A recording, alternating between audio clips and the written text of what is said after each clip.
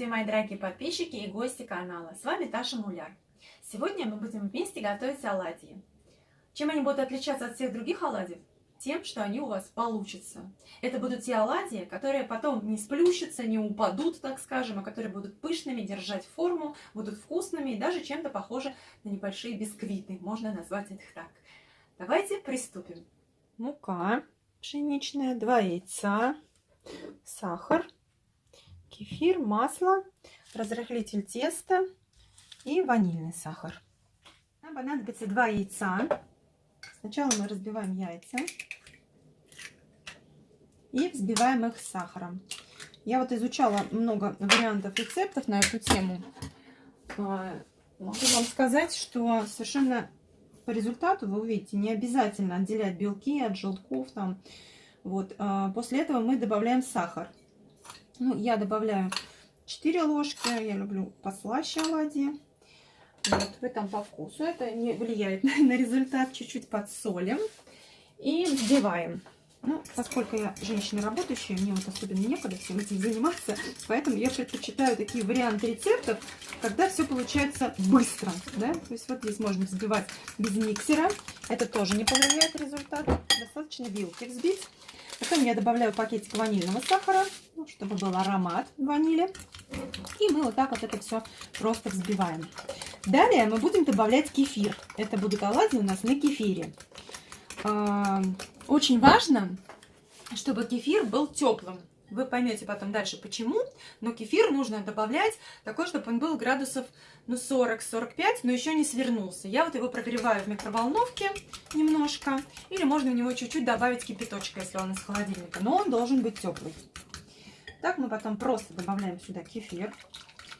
Теперь по количеству хочу сказать. Я вот специально отмерила стаканчиками. Это могут быть другие ваши стаканчики. Но принцип в том, что на 2 яйца мы берем стаканчик кефира и 1,5 стаканчика по объему таких же, муки. Это тоже важно. То есть на стакан кефира 1,5 объема муки. Вот. У нас вот кефир уже, видите, взбился. Теперь мы добавляем муку.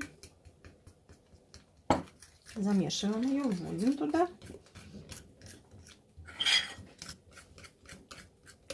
Это такой быстрый рецепт, который можно приготовить на завтрак. Потом можно подавать их с вареньем, со сметанкой. В общем-то, кто как любит. Или, знаете, на американский манер у них такие блины с кленовым сиропом. Никогда не понимала, что такое кленовый сироп, если честно. Или хороший вариант, наверное, будет с медом. Итак, мы вот это все с вами замешали. У нас получилось, видите, такое тесто достаточно крутоватое все-таки, да? То есть это не жидкое тесто. Я вам покажу ложкой. Если мы будем мешать ложкой, то есть тесто, оно, вот видите, скатывается уже с ложки. Вот такая у него должна быть немного упругая консистенция. Но при соблюдении пропорций, про которые я говорю, у вас это получится автоматически. Теперь добавляем сюда разрыхлитель. Можно добавлять и соду. То есть, опять же, что мы делаем? Добавив кефир, мы получили кислую среду. Теперь нам нужно получить вот эти пузырьки, которые сделают наши оладьи пышными. Для этого мы что делаем? Для этого мы вводим теперь щелочь. В данном случае щелочью будет выступать разрыхлитель теста, но кто, например, не любит разрыхлитель, может добавить соду. То есть где-то порядка чайной ложки без горки соды, либо вот я добавляю почти целый пакетик разрыхлителя. Мы это насыпаем, видите, как бы сверху. Так. И потом мы аккуратно вот так вот перемешиваем. Я, кстати, видела много вариантов этого рецепта, где муку просеивают предварительно. Мне обычно вот некогда. Я вас уверяю, что без просеивания муки, это лишняя операция, которая отнимает время жизни, все прекрасно получится. То есть мы вот так замешали разрыхлитель. И теперь нам нужно обязательно подождать минут 5, когда он заработает. То есть когда начнутся образовываться пузырьки. Прошло 5-10 минут. Смотрите, вот сейчас мы вам повнимательнее. Видите, появились пузырьки. Это у нас произошла кислочно-щелочная реакция. И кефир заработал вместе с разрыхлителем. Да? Тесто, видите, стало таким пышным по консистенции. Это важно. Тем временем мы разогреваем сковородку. Ну, лучше, если это какая-то сковородка с толстым дном. Вот в моем случае это чугунная. Теперь важно, сколько налить масла. Масло налить нужно так, чтобы у нас с одной стороны оладьи в нем не утонули. Тогда они будут очень жирными. И с другой стороны, чтобы его было достаточно, чтобы оно закрывало где-то, ну, вот 1/3 высоты оладьи потом, да, для того, чтобы они у нас все-таки прожарились, а не были сухими. Итак, масло мы сейчас разогреем и начнем выкладывать наши оладьи. Масло у нас разогрелось. Еще раз посмотрите, какая консистенция у теста. И мы начинаем вот так вот по столовой ложке. Все-таки желательно сделать, чтобы оладьи были не очень большие, тогда они лучше прожариваются, им легче подниматься. И они не слипаются на сковородке. Видите, то есть оно у нас вот такой вот правильной консистенции. Огонь должен быть маленьким. Жарю я без крышки. Вот смотрите, видите, работает у нас кефир с разрыхлителем. Вот они, пузырьки пошли. Сейчас будем переворачивать. Вот смотрите, одна сторона у нас поджарилась. Вот она там такая розовенькая. Видите? И в этот момент можно переворачивать. Я переворачиваю вилкой. Может быть, это с чьей-то точки зрения неправильно, но мне нравится переворачивать вилкой. Вот я так по жизни привыкла. Вот в этот момент можно понять, да, и отрегулировать огонь. То есть вот когда край начинает чуть-чуть так вот прижариваться, это не совсем правильно. Можно еще меньше сделать огонь. И вот видите, они у нас сразу поднялись, как только мы перевернули. И вот по этому рецепту они, в отличие от обычных оладьев, которые, во всяком случае, у меня вот всю жизнь получались, их потом снимаешь, и они опускаются.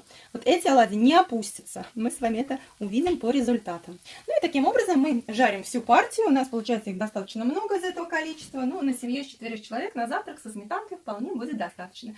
Ну и сейчас я дожарю оладьи и покажу вам результат.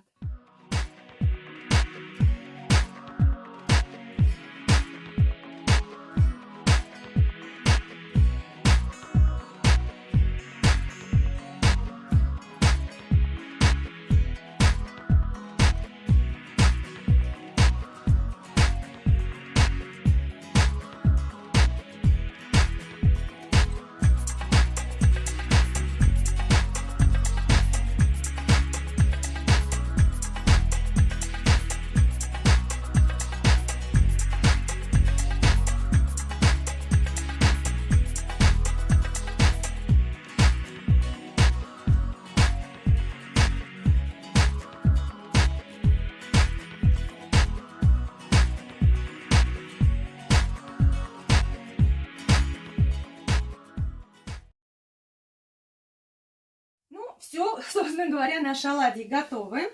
Вот последнюю партию мы с вами снимаем.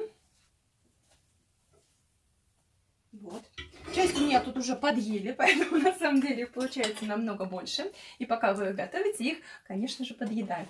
Итак, вот это вам вариант декорирования. Можно со сметанкой. Тут я полила еще сиропом от варенья с черной смородины. Да? Вот такие они у нас пышные. Видите, прошло время. Они не осели, оладьи. Очень мягкие, нежные по консистенции. В общем, оладьи то, что нужно. И я уверяю, у вас точно получится по этому рецепту. Не забывайте подписываться на мой канал, ставьте лайки, обязательно пишите комментарии, как вы готовите ваши оладьи. Может быть, я научусь у вас тоже чему-то новому.